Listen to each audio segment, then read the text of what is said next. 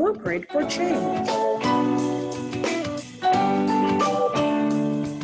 A guide to help create opportunities. Blueprint for Change. Thought-provoking conversations. Blueprint for Change. Why wait when you can contribute to the Blueprint for Change?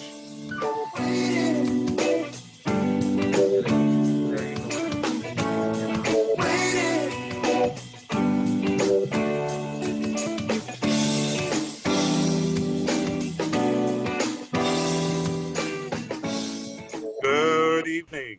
This is Blueprint for Change, the show designed to change your perspective on how you think about national issues facing the Bahamas. We want to help you discover your blueprint for change. I am your host, Michael Diggers, along with the co-host, Dale Happy Knowles. Dale, Happy, how are you today? Great, Mike. So Michael, I'm doing well. Hello, Bahamas. Hello to our guests when we join them in. We'd like to thank you again for this opportunity to collaborate with Dev Enterprises. And we want to listen to a generously asked questions from our audience. And we can do that on Facebook, on the Blueprint for Change show, on the event page. You can ask all the questions that you would like, and we will endeavor to answer those this evening. Well, I know we have a very interesting guest because even the comments that we've been getting through the Facebook page, everyone is excited to engage with the most honorable. I guess I can just leave it like that. Because I'm going to allow you to introduce him. You know, he's been a significant figure in the Bahamas. So, Happy, please introduce our guest. Well, good evening again, Bahamas, and this evening we have a very patriotic and unapologetic Bahamian who has been a national builder in our country. We have no other than the Honorable A. Loftus Roker, who's been around from the early days or the beginning days and of the nation and played a major significant part in multiple ministries of immigration and national security, in works, and the like. And so we have a lot to get to, and we know that his name carries far, and a lot of people know him, so we won't hold it up with introductions, but we want to get into the nuts and bolts as we go. So we'd like to welcome you, sir, to the Blueprint for Change. Thank you.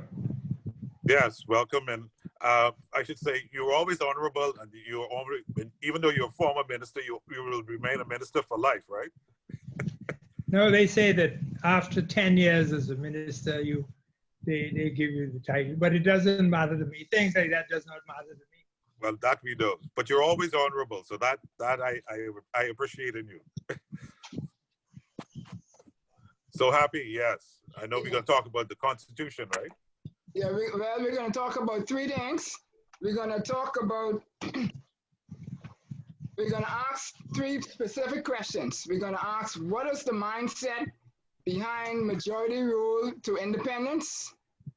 We're going to ask, what is the mindset behind creating the Constitution of the Bahamas? And we're going to ask, what was the mindset behind how to build the nation, the original built environment. And so we say these things because we've been talking about the mindset required to build the new built environment. And we define the new built environment as the political, economic, and social environment of our society formulated through intentional thought and action, designed to create the greatest opportunity to build the highest quality of life for our citizens, residents, and those subscribing to and supporting the culture of the 242, and those which will provide sustainability for the generations to come. That's what we define as the new built environment. And with COVID cleaning the canvas, what we want to do today is to speak with our senior so that we could understand the mindset that went into building the original environment known as the 242 or the nation, so that we could apply some of those principles and values and thoughts and concepts to rebuilding the Bahamas now, today. So, Mike, I just wanted to quote one thing that I said on Facebook a few days or months ago, back in April, that effective and great leaders plan with clarity and rational thought whilst confronting their most vivid nightmare. And I'm sure the Honorable Mr. Roca would have done that in his tenure of governance. And so we look forward for a very enlightening conversation this evening. So if I can start with the first questions as we go through laying the foundation. So Yes. we would like to know, we have gone through hundreds of years of activism in the Bahamas, spread far and far apart.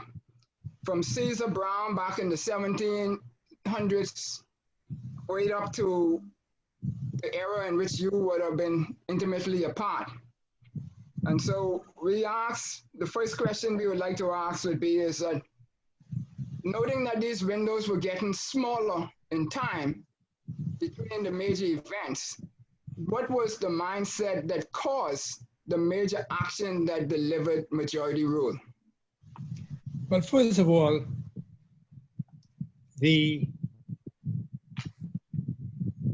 I grew up in Acklands, where there were only Black people. There were no white people living in Acklands. But Acklands, Crooked Island, and Long Key were most of the time represented by a white Bahamian. The white Bahamians controlled the economy of the Bahamas, and therefore they had a lot of control over a lot of other people. But when an election in the early time, when I was a boy, was every 7 years. And when election time, you saw the fella came up in a boat with groceries and liquor and cigarettes, and he anchored offshore. That sounds familiar, Minister, Honorable Loftus. That sounds very familiar. Yeah, and you go and eat on his boat and all of that, and he paid you to vote for him. Now those days, you vote openly, so he knew how you was going to vote. You couldn't fool him. If you tell him you was going to vote for him, he was going to be there, and you have to say who you're voting for. You didn't have the secret ballot when I was a boy. Wow. But eventually, now, my father knew Sir Milo, the late Sir Milo Butler, who was one of the few Black merchants they had in Nassau. And my father used to get supplies from him. And that is probably how I started thinking about politics. I first came to Nassau when I was 10 years old with my father, and I met Sir Milo. And from that point on, I started thinking about politics. Yes. So as we go through that and understand that framework that you lay there in terms of the open balloting and like that, we moved through an era that led up to majority rule where we had one man, one vote, and there was a number of transitions along that way. So that is true. Was the act of one man, one vote a major change in our mindset, or there were other acts that caused a mindset change? Well, that was part of it. They had a company could vote in those days too. And if you didn't qualify, a black fella couldn't vote. You had to And if own you, property. and if you own land, right, you could vote too, right? Right. And if you own land in every island, you could vote in that island, because Like multiple elections were not times. held on the same day. So you can vote, one person can vote multiple times? Right. Because the elections were held different days for different islands. Ah, So you could vote here and then you could fly to Lustra. And if you own land there, you vote there too. Okay. So did majority rule empower the majority in order to feel that they have a say in the governance, not just the actual vote, but beyond that? Oh yeah, well, once you got majority rule, the Progressive Liberal Party was then the party that won not the majority of seats, but they won the equal seats to the UBP, or the Bay Street Boys. Yeah. And Sir Randall Fox and Sir Alvin Brennan were two candidates that they won their seats. And They were they joined independents, the right? PLP. Well, Sir Randall was a Labour, right, okay. and Mr. Brennan, he ran as an independent because he wanted to run as a UBP. But Sir Rowland said he didn't want him because he's too troublesome. He didn't want him to run. So he ended up running as an independent. And that is what made it so easy for the PLP to get votes. Well, Sir Randall was never going to vote with the UBP. But Sir Alvin Brennan, because the way the UBP treated him, he wanted to run as a UBP. And the way they treated him, he decided to join the PLP. And his biggest ambition was to be speaker. He wanted to be speaker. Okay. And so that was an easy thing. He was made the first speaker after majority rule. Okay. And so how did you Randall get was, Randall to come over?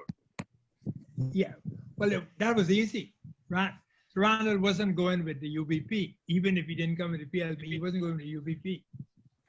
And anyway, he came over, and he was the first Minister of Labour under and after majority rule.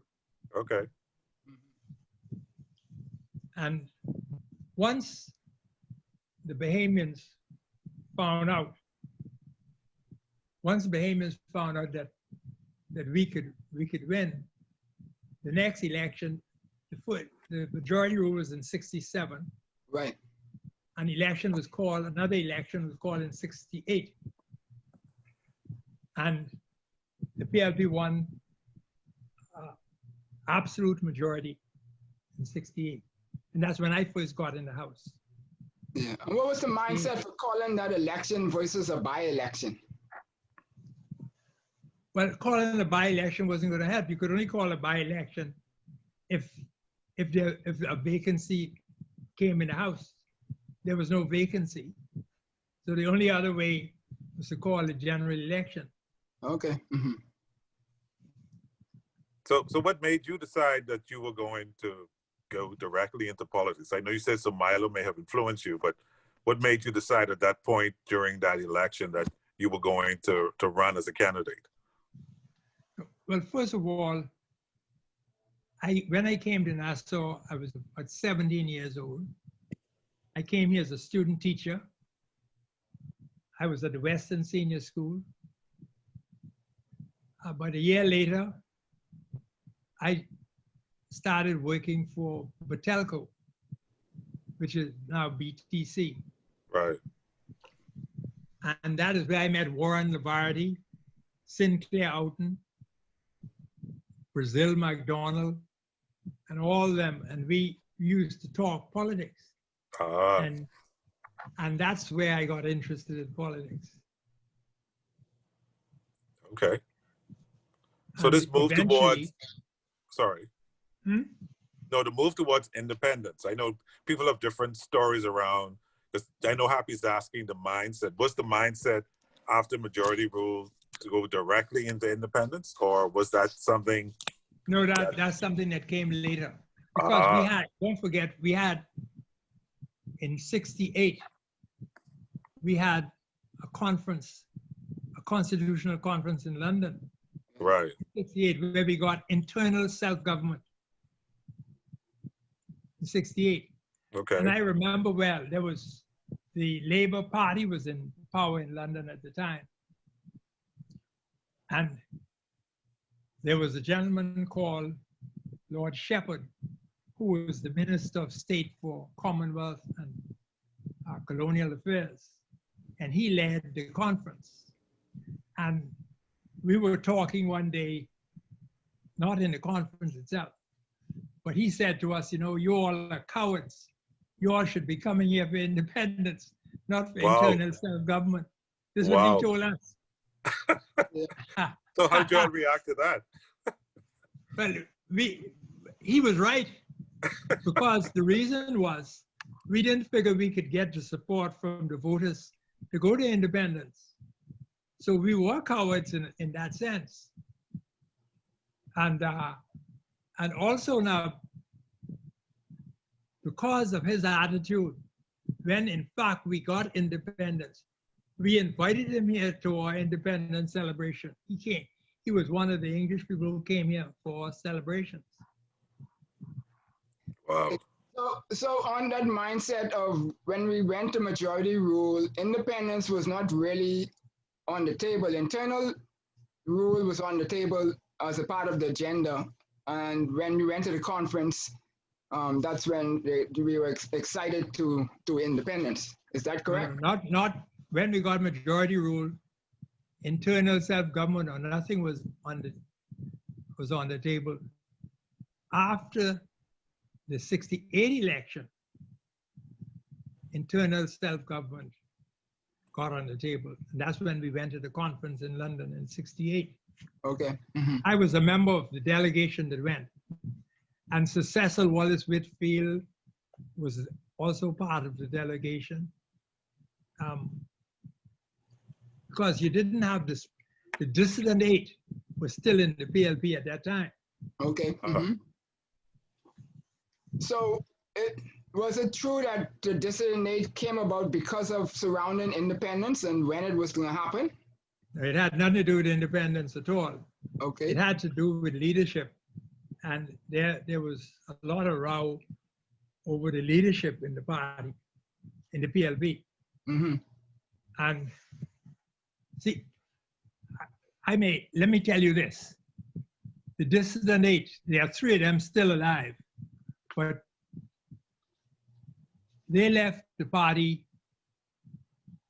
and I took part in 3 general elections in Andros after they left the PLP. And not one of the dissident 8 ever came to North Andros to campaign against me. Why is that, you think? Why is that? Because they knew I said, I didn't want them to leave the PLP. But for whatever their reason was, they left. But they had nothing against me. They never campaigned against me, not one of them. And 3 of them are still alive. Right. Maurice Moore. Right. Sir Arthur Folks and Dr. Elwood Donaldson. They're still around. Right. Okay. And they're still my friends. Yeah. So after we go to majority rule on the road towards independence, the mindset of the nation, or no, it wasn't a nation yet. So the mindset of the islands, the people, was that the people wanted to go to independence, or they were just looking for opportunity. Well, we have a problem.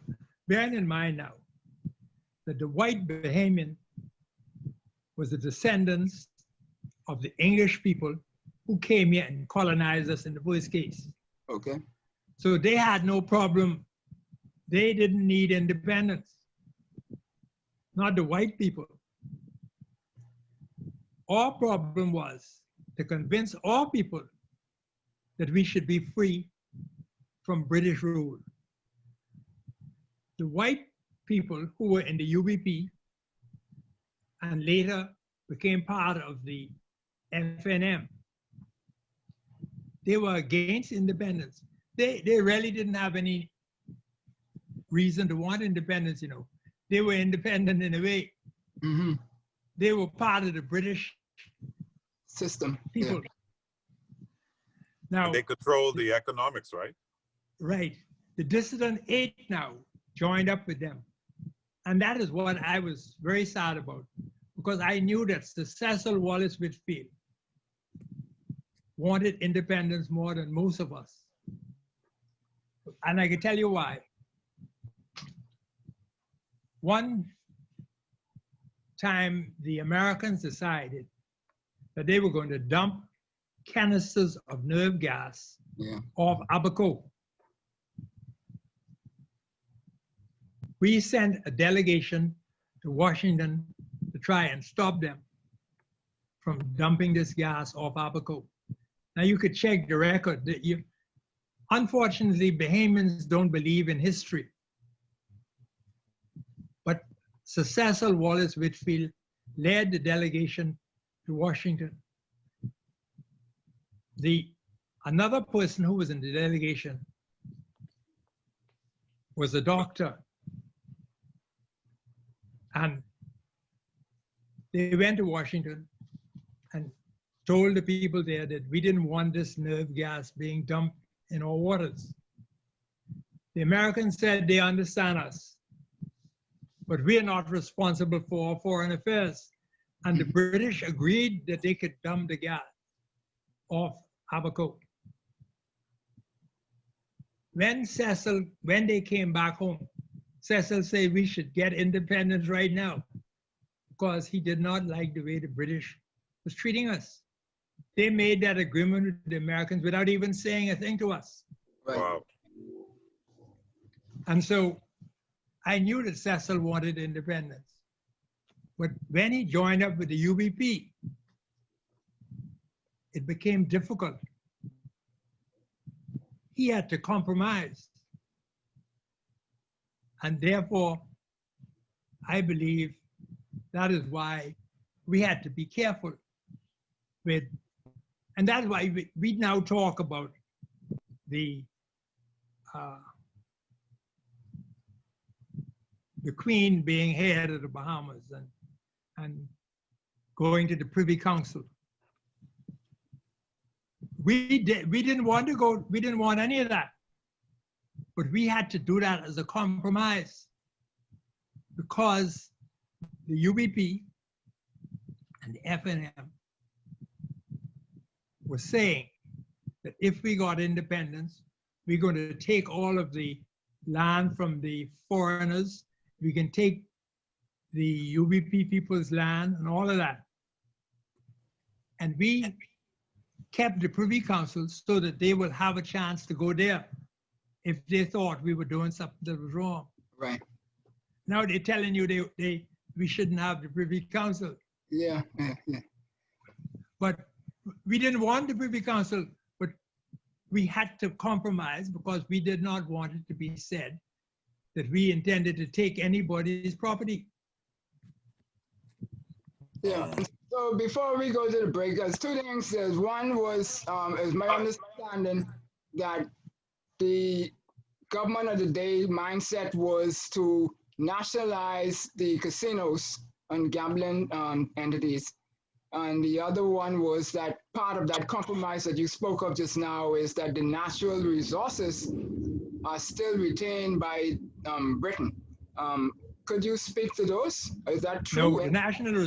No, I hear that all the time on these talk shows. But the natural resources in the Bahamas is owned by the Bahamian people. It's not owned by the British government.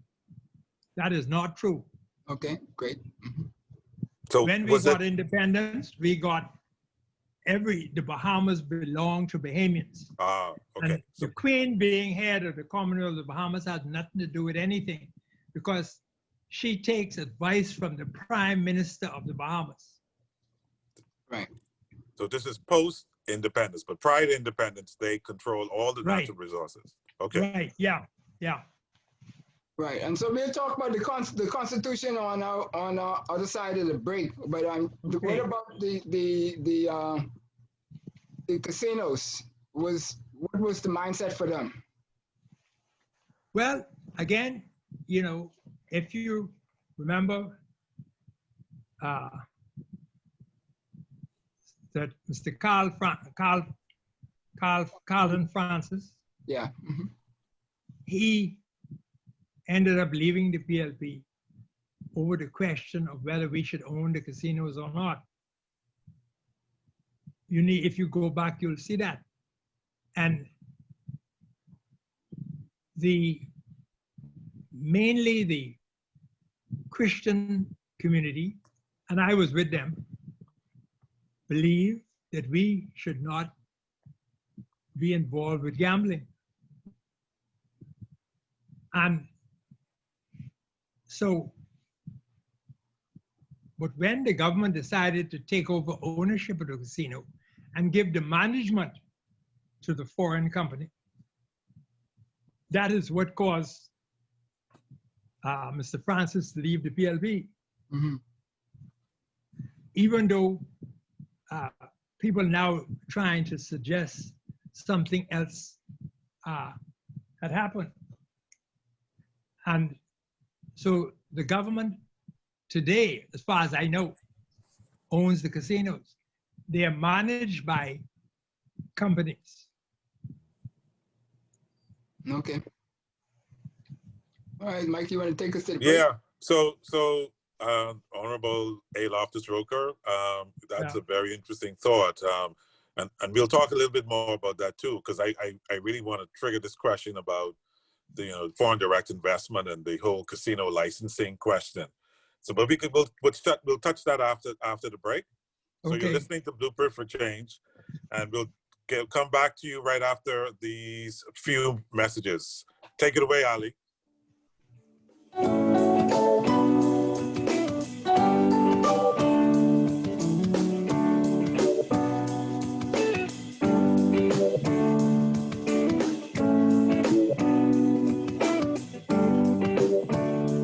Junior just showed me Bella Boy in his phone. What you mean? He take picture of that good for nothing boy? Shh, you don't want Bella here. You say that. You know she always say that's my good child. So what he doing in Junior phone? Oh, he there because the police looking for him. He on their wanted list. Wanted persons in your phone now? Yes, child. And when police want to find anybody quick, after something happen, they can send pictures direct to your phone. Go to Google Play or App Store and search for Crack Crime Bahamas. Then pick install and it will go straight to your phone. There is also a section on missing persons? Yes, girl. Everybody needs to get this app so police can tell us right away when these people go missing. Just like an alert system. Yes, it has numbers for Crime Stoppers Bahamas, so you can call and nobody knows it's you. Call directly to Miami and give the information without giving your name or anything about you. I tried the other day, and when I hear Junior and his boys talking about where they hide those guns, I walk quick round the corner and call that number. Call 328-8477 from Nassau or 242-300-8477 from the Family Islands. It's the beginning of the hurricane season, and Fidelity Bank is giving you one less thing to worry about. We're not able to control the storm or its path, but we can prepare for it as much as possible. With every debt consolidation loan, Fidelity is giving away fully loaded hurricane kits valued at $200 with all the hurricane essentials you'll need to weather the unexpected storms of life. It's that easy. Sign up for a debt consolidation loan, open an ASU savings or fixed deposit,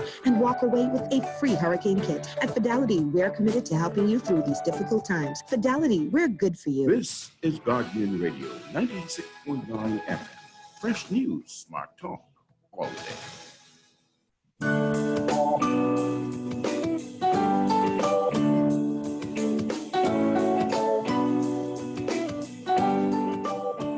Welcome back to Blueprint for Change, the show designed to change your perspective and how you think about national issues facing the Bahamas. We want to help you develop a new blueprint for change. And I think that is in fact happening tonight with our honorable guests. you know, A. Loftus Roker. I think we were just starting to get into some interesting issues related to this constitutional mindset and this whole question about independence. So Happy, please. Yes, we were talking about going to get into the Constitution now, which is, to me, is the reference that gives us our identity as a nation. I'm not sure if you would agree with that, because it defines a number of things for us. And so next to being godly, we have something called a preamble. And my understanding is that not all nations have a preamble. So I wanted to know what was the mindset of having a preamble and why were the words chosen that is actually in our preamble? Well, first of all, the preamble is not part of the Constitution. Yeah, in correct. a sense, right? But let me give you this question we should be asking is, what is independence? What is sovereignty? What is a Bahamian? Everybody from all over the world could come here. And if they have some money, they could buy us out. What is that? See, I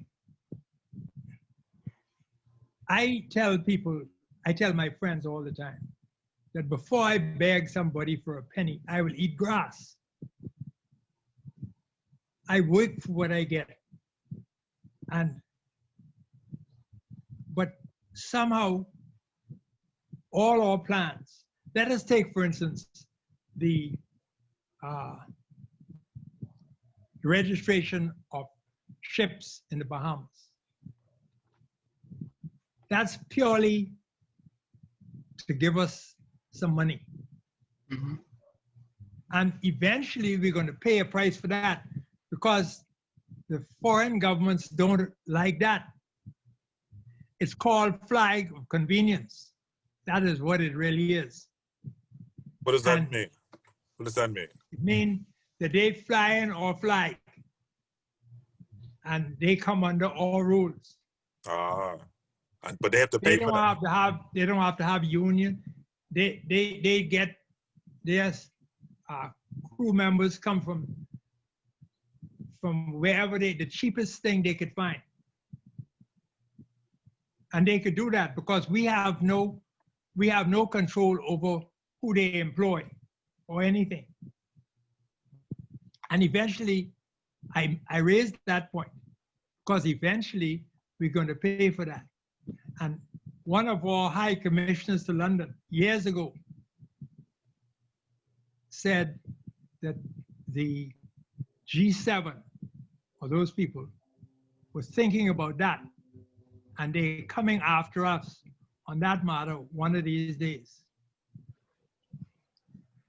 But my point is, we now talking about giving permanent residence or citizenship to people if they have so much money. What does that mean? If that is true, eventually foreigners could own the Bahamas. The Bahamian will have no control of his country if he is selling out to people who have some money. And instead of us trying to find a way to work, I remember when I came home from London, a lot of people don't know this, I was a lawyer. When I came home from London, I represented a young lady from Auckland. She was a Ferguson, and she was buying a lot in Sunshine Park. She was working as a live-in maid out west. Right. And every month, she would bring me $80 to pay on this lot. She paid for the lot. Then she built a house, one of the best houses in Sunshine Park. And she got that by being a live-in maid. Today, thousands of live-in maids are working in the Bahamas from foreign countries, while Bahamian women are unemployed. What are you saying? What does that mean?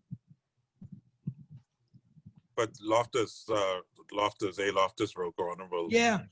Do Bahamian women actually want to fulfill that role? Because I'm not convinced that they do. That's the problem. So if a Bahamian, I say the Bahamian don't want the land, so I could give it to a foreigner then. See, if I say Bahamian, I don't want to give the Bahamian Crown land because he doesn't have the means. He's too lazy. He isn't going to develop it. But the foreigner could come, so I give it to the foreigner. Is that the correct thing for me to do? No. I don't No, think that land belongs to the Bahamian, and leave it there until the Bahamian decide he want to. You see, also, one of the reasons why the Bahamian don't want to take that living job, because the pay that he's getting can't live off that. The foreigner could live off that because they're getting uniform, they get a room to live in, and they get food to eat. Right. If they get $2 a month, they send that back home to their people. Right. But the Bahamian isn't going to work for that. So why should we allow foreigners to come in here and work for less than the minimum wage when the government set the minimum wage? The government set the minimum wage, and we allow people to bring foreigners into work for less than the minimum wage. Aren't all of these things outlined in the Constitution or in the preamble as to the framework by which we should be operating? So if that's the supreme law, then why are we allowing successive governments to perpetuate that? Well, the problem is, if I have the same attitude you have, but I decide I'm going to wait till I get there, and then I'm going to do what you're doing. That's the problem. We have law now which says that members of parliament must disclose every year their financial position every year. And they'll tell you nothing has happened for the last 5 years or so.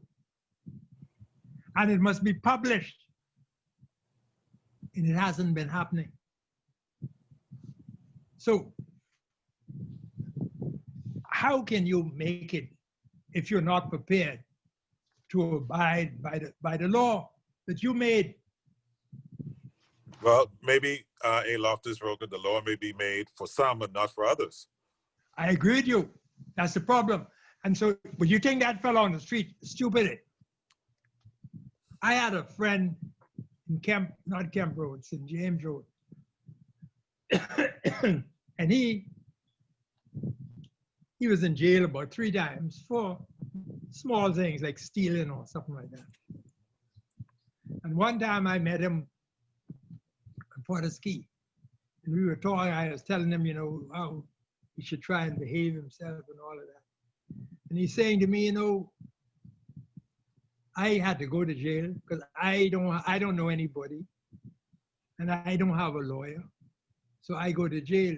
Say, but some of you all should be in jail, but you're not in jail because of who you know. And you can afford the best lawyers. So you out of jail, but you should be in jail with me. Yeah. And so you think about that. Yes. So as we move on, then now we could look at the blueprint for us to move forward as a nation from where we are post-COVID. And I would like you to draw on your experiences and your knowledge. And if you were to ask to say what would be a wise thing that we can draw on from building the nation at the beginning to what we need to do now to advance us from this COVID state into another thriving economy, and social environment, etc. What would be Well, let me tell you now. See, our tourism industry is about dead right now. When I grew up in Auckland, we lived off fishing and farming. That's what we lived off up there. Today, till a couple of months ago, there was one commercial farmer in Auckland. One. Wow. Curtis Hanna, he died a couple of months ago. Nobody is farming in Auckland. And that, Why is that? Yeah, Why that, is does that also go for fishing as well? Yeah, they go fishing to get a fish and to get a couple of dollars, they'll go fishing. So is that from a policy point of view, or is that from a mindset of the people's point of view? No, that's the guy. No, listen, I said one time to the Minister of Agriculture, why don't you send one of these professional fellows you have in the ministry up to Auckland so they could teach the people up there to farm in a commercial way, modern farming. You know what he said to me? You know the people in Auckland's too lazy, they ain't gonna work. But these your people. Huh? These your people. Yeah. Yeah. So how did you respond to that? I stopped. I didn't say anything because he represented the area. So I didn't say anything. Oh, gee. Problem is, when I grew up there, when school was closed for the summer, that was 2 months, we on the farm every day, farming. That's how we survived. And we used to sell all corn and other things and peas. We used to send it on the sailboat to Nassau and sell it so we could get groceries to come back to Auckland. But today, so what's changed since Alof to Stroke? I'm trying to understand if there was thriving politicians, fishing, politicians changed. I'm as much to blame as anybody else. Explain that. When we came to power, when we went to ask people to vote for us, we say to them, or you could get all these jobs in the bank and all of that, you entitled to that, which is true. But what and I see we said that so we could get the vote. But what we didn't do after that was to say that all jobs belong to the Bahamian, all. Cleaning the street, whatever job, Bahamians could do those jobs. I don't know, you all are too young, but when I came to Nassau, there was a fellow from Long Island, he was a carrot. He used to work for he used to clean the street. He had a box cart, a shovel, and a broom. He used to be downtown by where the post office is, not the post office, where the library is downtown, that area. And he used to have on a necktie every day. Wow. He come to work and working there. And he had, I think, 2 daughters or something. And he was able to send them to school. And they were working in the hospital when I was minister. But if you saw him, you would think he working in an office. He has on his necktie and he was proud of what he's doing because he was qualified to do that. Today, we don't want to do that kind of work because we say that's Asian job. There's no such thing. All Bahamians ought to do whatever you qualify to do. I can give you, yeah. let me give you another example. When I went to after I retired, You know, I retired from active politics at 53. I was 53 years old. I decided to go up to Acklands. And Curtis Hanover, who I told you about a minute ago, he did farming. He employed people to work for him. I told him I am going to compete with him. But the only difference between the two of us was that I employed nobody. I went on the farm every day. I used to walk from where I parked my car for 1 hour to get to the farm. And I used to grow things that he didn't grow, so that when they were mature, I would reap some of them and take some and give them to him. He used to give me his stuff too. But everybody saw us doing that up there. And that didn't help them. And you didn't need to go and buy, you didn't have to own any land to farm on it. All you have, most of the land in Acklands is owned by the Crown land. All you have to do is go and cut down some land, burn it off and farm.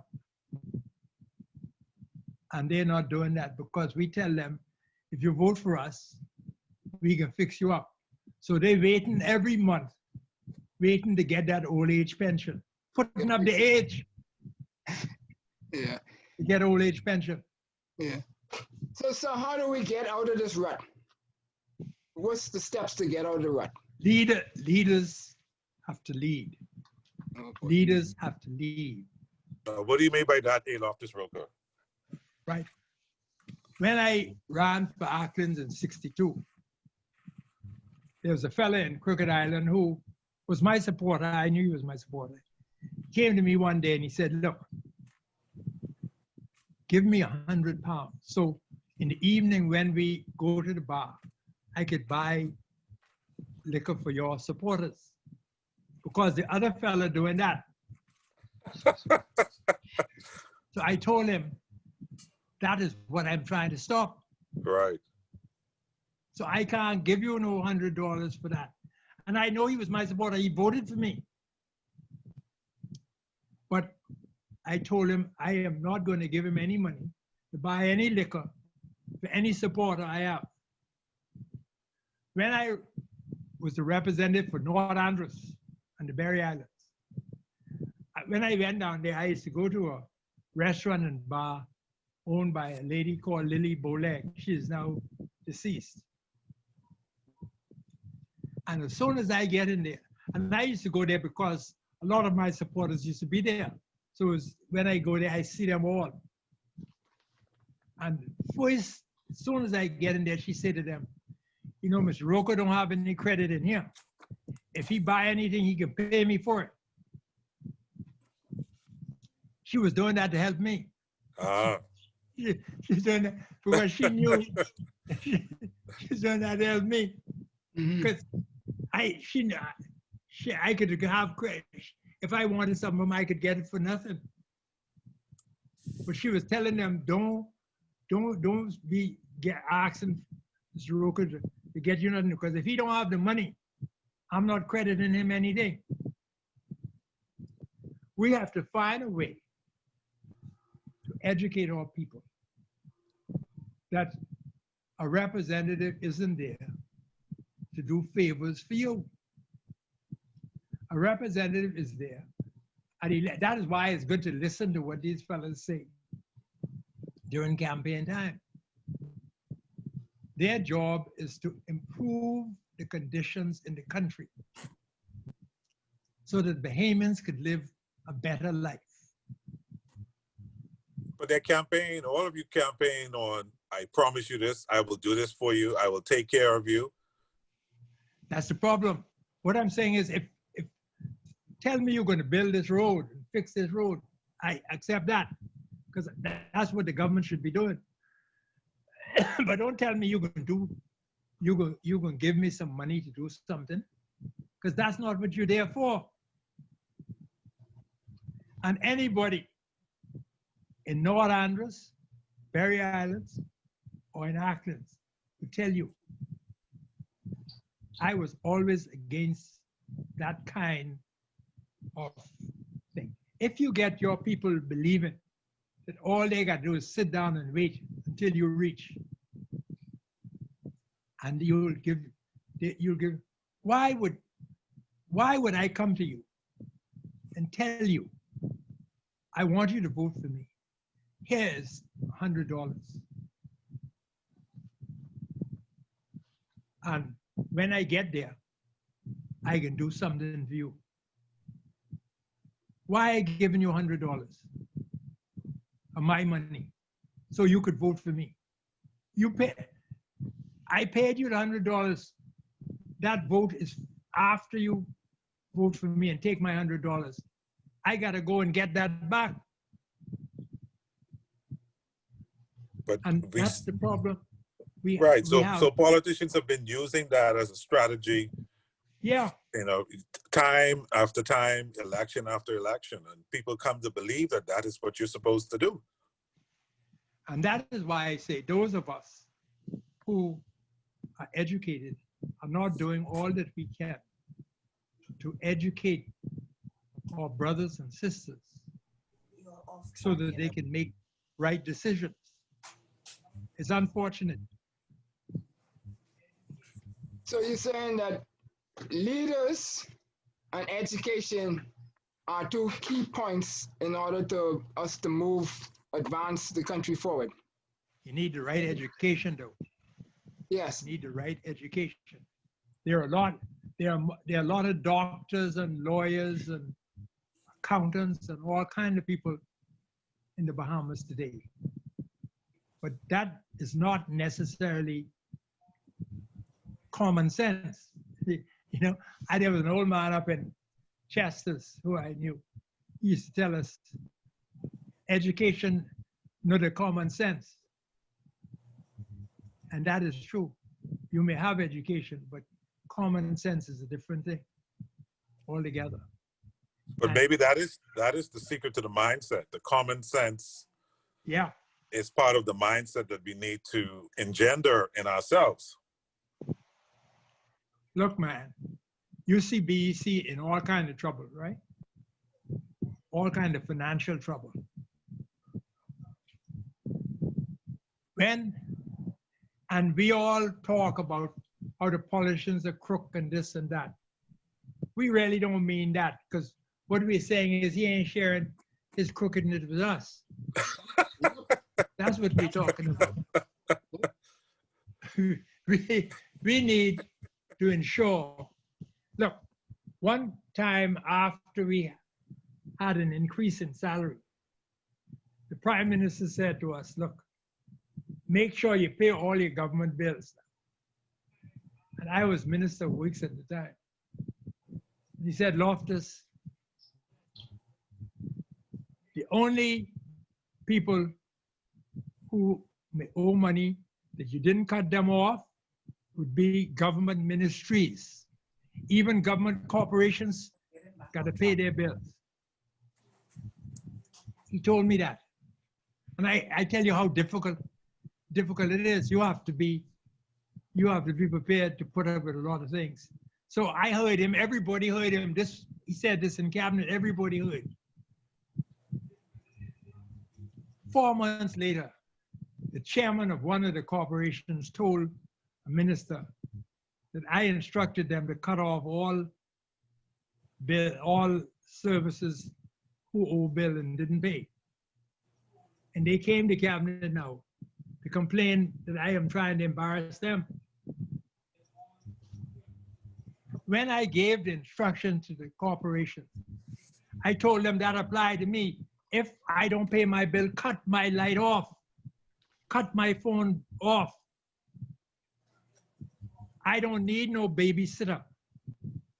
I used to pay my bills before I became a minister. So how come I don't want to pay it now that I'm a minister? Right. And you know, 4 ministers went to cabinet about 2 months later to complain that I'm embarrassing them by telling the corporation to cut their light off. I ain't tell the corporation, didn't call their name. to the corporation. But that is why we are where we are now.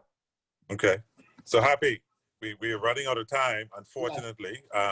So sound like A. Loftus Roker has to come back on the show to really get I'll come back into this whole conversation about the purpose of the Constitution, what we need to be doing as citizens in this country, and what is a citizen? Yeah. Because he asked a very important question. You know, how do you determine who is a citizen? Yep. And you'll find that if you don't watch out, we'll be outnumbered. I remember one time, you know, and I will say this before we go. I blame Arthur Hanna for causing me to be Minister of Immigration. That's your good friend, right? I wasn't supposed to get that. The Prime Minister called me up one morning and said that he was having a talk with Arthur Hanna. Now, Arthur Hanna was leaving the cabinet. Oh, I didn't know that. Okay. Yeah, this is in '84. So he said Arthur called him up and told him that if he left immigration where he intended to leave it, the country would be sold out. And he said he asked Arthur who to give it to. And Arthur told him to give it to me. That's the worst thing that's the most problem I ever had. But that's when you became the infamous A. Loftus Roker. Yeah. Immigration caused that. But Yes. if you look at that right now, I tell you one of the things we did. We decided to increase the work permit fee, high level. And we say that will force the employers to train Bahamians to take those jobs that foreigners must now take. Believe me, the money was so much that all the Minister of Finance was worried about was making sure he get that money for the work permit. That became part of our revenue. Yeah. And we forgot why we increased that fee. That was increased so that the employer could train Bahamians to work, to get those jobs. And we didn't check that at all. We didn't check to see if he was training any Bahamians. All we wanted was that work permit fee. Wow. That's our problem. And if you find out, do you know the immigration, to operate immigration department costs us over $15 million a year. And the only reason immigration is needed is to ensure that people coming into the Bahamas come with the permission of the government and that nobody is in the Bahamas illegally. That's all their job. That's all they have to do. And that isn't done. We have thousands of people in the Bahamas here illegally. Yeah. And then we wondering who is a Bahamian? Yeah. So unfortunately, A. Loftus Roker, we're gonna have to take a pause on this conversation because we're completely out of time. Yes. So Happy, please ensure that the Honorable A. Loftus Roker comes back on the show so we could continue this conversation, because I think this is such a very important conversation to have about who are we. You know, Jackson used to say, who you is. If you don't know who you is, you ain't who you ain't. Yeah. You know, you ain't who you is. So I think we need to, that needs to be the focus of the part 2 of this conversation. So A. Loftus Roker, thank you very much for agreeing to come on the show. Thanks. I appreciate so Happy, it. you want any closing remarks so we could kind of wrap up the show? Yes, I just want to thank Loftus Roker also for delighting us with this conversation and taking us back in time so that we could translate it into what we need to do moving forward. Hopefully you got a number of nuggets from you, and hopefully the creative minds out there will collect it and use it for productive means. And we will go back to the ground, the farm, the sea, and the sky to become more and more and more efficient in sustaining ourselves. And so we thank you for being with us. Okay, and the COVID protocols, happy. Oh, okay, and so we will also like to ask the Bahamas and yourselves to continue to practice the protocols, to practice physical distancing, wearing the mask, washing our hands, and by all means to love digitally. There you go. Thank you. Thank you all. You've been listening to Blueprint for Change, the show designed to change your perspective, and I trust this show has done that, and how you think about national issues facing the Bahamas. Good night, and we look forward to another exciting show next week. Take care. Good night.